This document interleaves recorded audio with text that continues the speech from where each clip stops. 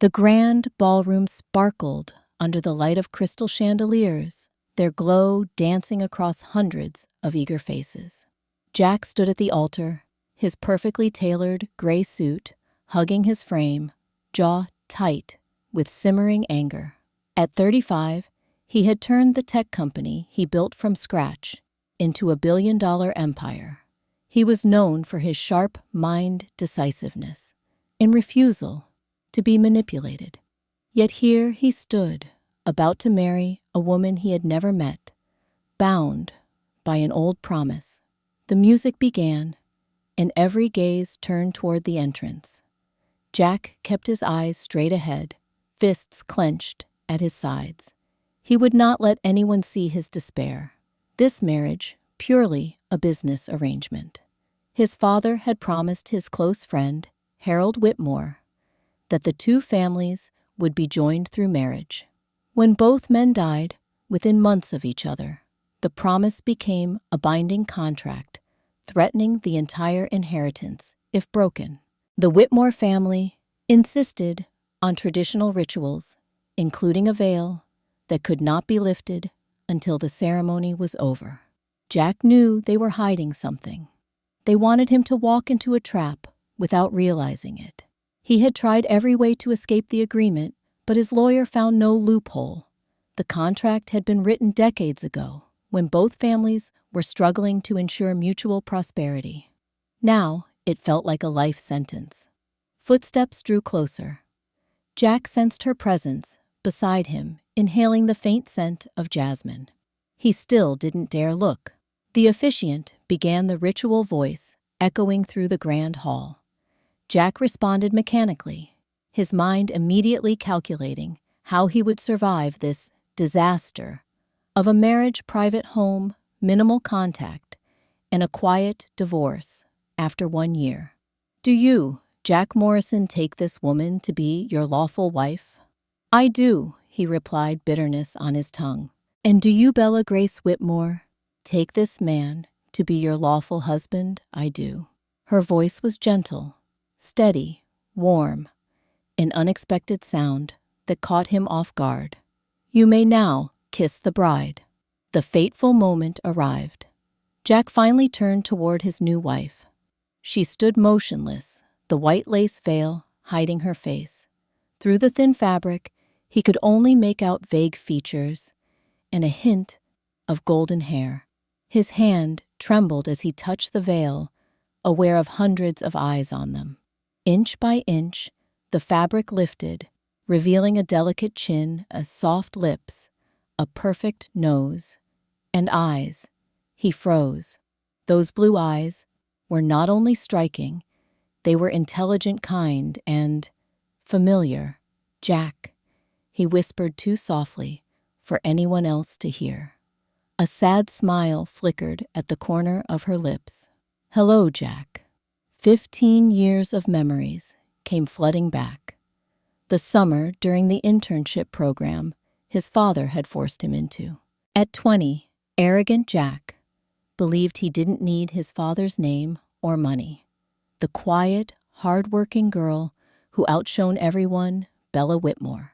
Back then, she was simple hair, tied neatly, no makeup, always choosing study over parties. He had been cruel to her, dismissing a brilliant idea in a meeting out of his own ego. That night, he found her silently crying on the stairs, and the first stirrings of regret crept into his heart. Instead of apologizing, he simply walked past her, silent. The next day, she vanished from the program. He had never known why, and had long since forgotten her, until now. But the woman standing before him was no longer the girl he remembered. Bella had transformed completely.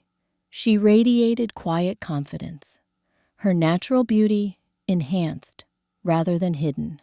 Yet her eyes still held the same sharpness, intelligence, and determination that he had been too blind to see 15 years ago. The officiant cleared his throat, pulling Jack back to the present. He realized he had been staring at her for too long. Around them whispers began to ripple through the crowd. He bowed slightly and kissed her a brief, formal kiss, yet it made his heart jolt. When he withdrew, he caught a flicker of something in her eyes. Pain, resignation. The reception faded into the background, leaving only congratulations and knowing glances. Jack played the perfect role, attentive husband.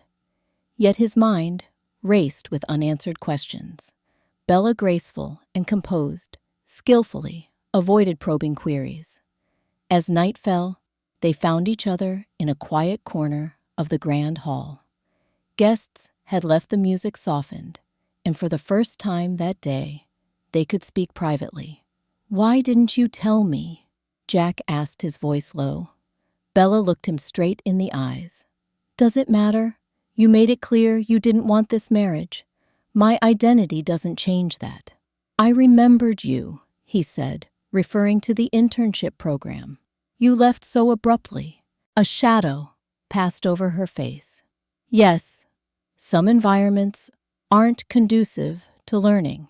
That hint struck a chord within him. "I was cruel to you." "I was young and arrogant too," Bella replied calmly. "We were both different people back then." "After that summer, what happened to you?" Jack asked. "The Whitmore family I knew was humble, even struggling. But now it's obvious you've lacked nothing."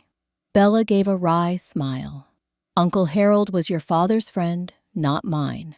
When my parents died in a car accident when I was 17, he took me in out of obligation, not love. He saw me as a burden, especially after I left the internship program." She paused, gazing at the sparkling hall. "But he also saw opportunity. Your father often spoke about connecting the two families. When both fathers passed and the contract surfaced, he realized I was the key to the Morrison fortune. Over the past year, he trained me to be the perfect socialite wife while hiding my true identity from you." "Then why did you agree?" Jack asked sharply. "You could have refused, found another way, right?" Bella challenged him. "I had no money, no family support, no other choice. Uncle Harold made it clear if I didn't comply, I'd be completely cut off. Moreover," her tone softened, "the contract would still bind you to marry a Whitmore. At least now, it's someone who understands building from scratch." Jack looked at her, seeing the latent strength beneath her elegant exterior. "You've changed. So have you," Bella replied.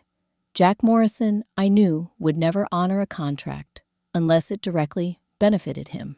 Yet, here you are." "I have no choice," he answered automatically. "There's always a choice," Bella said. "You chose honor over convenience." "That says a lot." They stood in silence, feeling the weight of their new reality. "What do you want from this marriage?" Jack finally asked. Bella considered. "Honestly, I want to prove I'm more than a bargaining chip. I want a chance to show my worth beyond this contract. And if we're lucky, maybe we'll find something resembling true partnership." "You want to work?" Jack asked in surprise. "I have a master's in business strategy from Columbia." Bella said, her voice calm but resolute. "I studied in the evenings, while during the day, Uncle Harold took me through one etiquette and protocol class after another. I might have been forced into this marriage, but I refused to be a wife whose only role was to look beautiful, attend luncheons, and plan charity balls." For the first time that day, Jack felt a shift within himself. This was not the disaster he had imagined. This was a far more complex challenge, intriguing, full of potential. "I have a proposal," he said, his voice slow but certain. "We'll honor the contract for 1 year, but instead of living separate lives, let's treat this as a true partnership. Do you want to contribute? My company needs someone with strategic thinking like yours. Work with me, prove your worth. When the year ends, we'll decide together, continue this marriage, or part ways peacefully." Bella's eyes widened. "You Would give me a position in your company, not give, Jack corrected, his tone firm. You will prove your own capabilities. I demand excellence, as I do from every employee. But yes, I believe you will be a valuable asset. Why? Why the sudden change of mind? Bella asked, astonished.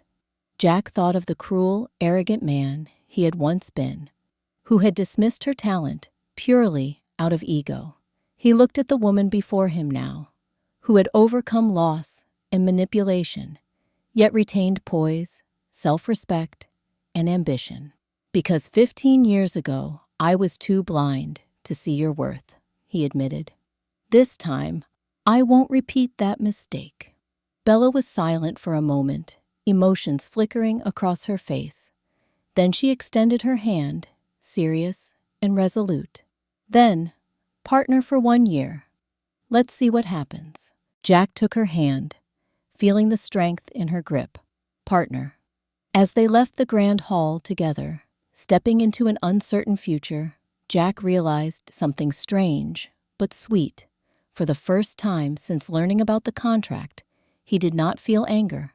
Instead, he felt hope. The following year changed them both. Bella shone in strategy meetings, spotting angles and opportunities others missed. Jack began seeking her opinion on critical decisions, appreciating her intellect and insight, entirely independent of the contract. They built a friendship rooted in mutual respect and shared ambition. Step by step, that friendship grew into something deeper. On the 1-year anniversary of their wedding, Jack saw Bella standing by the office window, city lights reflecting in her sparkling blue eyes. He walked over. "A year has passed," he said softly. "According to our agreement, we should decide the future of this marriage." Bella turned to him, searching his gaze. "What do you want, Jack?" He held her hands, heart full. "I want to tear up that contract. I want to choose this marriage voluntarily, not because of a parental agreement, but because I choose you. Over the past year, I've fallen in love with my wife." Tears welled in Bella's eyes. "I love you too. No matter how it started, I love the person you've become and what we've become together. So, marry me again," Jack said, his voice deep and warm. No contract, no obligations, just two people choosing each other. "Yes, yes," Bella whispered, as if she wanted to say it 1,000 times. They held a small, intimate ceremony, with only close friends. No grand hall, no veil. This time, when Jack looked at his bride, he saw everything clearly: her strength, intelligence, inner and outer beauty. He realized that sometimes the best things in life don't come from careful calculation, but from daring to embrace the unseen and having the courage to lift the veil. From that moment on, Jack and Bella were not just a husband and wife bound by contract. They were true partners in life and work, overcoming challenges together and growing alongside each other.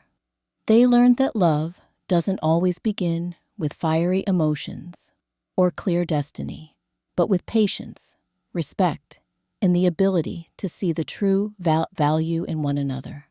Their marriage became proof that sometimes the most wonderful things in life are not meticulously planned, but opportunities we dare to seize, even without knowing the outcome. And when you dare to look straight, trust and love, you realize that true happiness is a choice, not an obligation.